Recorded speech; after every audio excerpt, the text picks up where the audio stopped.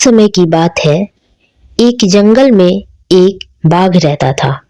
वह इतना बूढ़ा हो गया था कि उसके नाखून और दांत कमजोर हो गए थे और वह शिकार करने नहीं जा सकता था। एक दिन तालाब के किनारे टहलते हुए उसकी नजर एक सोने के कंगन पर पड़ी। वह तालाब दलदल वाला तालाब था।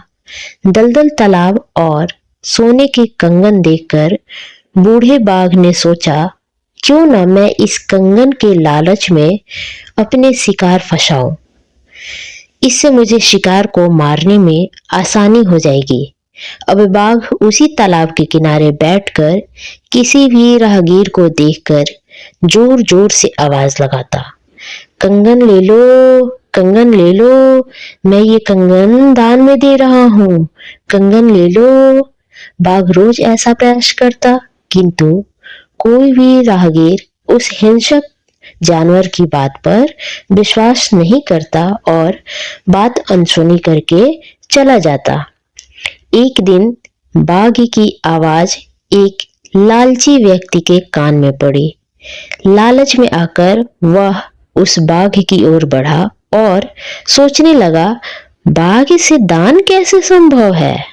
बाघ ने उसे देखा और रोक लिया। तब आदमी ने बाघ से कहा, बाघ आदमी को खाता है। ऐसा कहकर वह वहां से जाने लगा। तब बाघ ने उसे रोकने के लिए झूठी कहानियां बनाई और कहने लगा कि गायों और मनुष्यों को मारने से मेरी पत्नी और पुत्र दोनों मर गए। मैं बहुत दुखी था। तब किसी धार्मिक व्यक्ति ने कहा कि तुम दान करो, जिससे तुम्हारे पाप कम हो जाएंगे। इसलिए उन्हीं के कहने पर मैं ये कंगन दान में दे रहा हूँ। लालची व्यक्ति ने उस पर भरोसा कर लिया। बाघ को यह देखकर खुशी हुई कि वह आदमी उसकी बातों में आ गया। लालची व्यक्ति सोने के कंगन लेने के लिए व्याकुल होने लगा। तभी बाघ ने कहा कि यह कंगन लेने से पहले इस तालाब में स्नान करके पवित्र हो जाओ, जिससे पुण्य प्राप्त हो सके मुझे।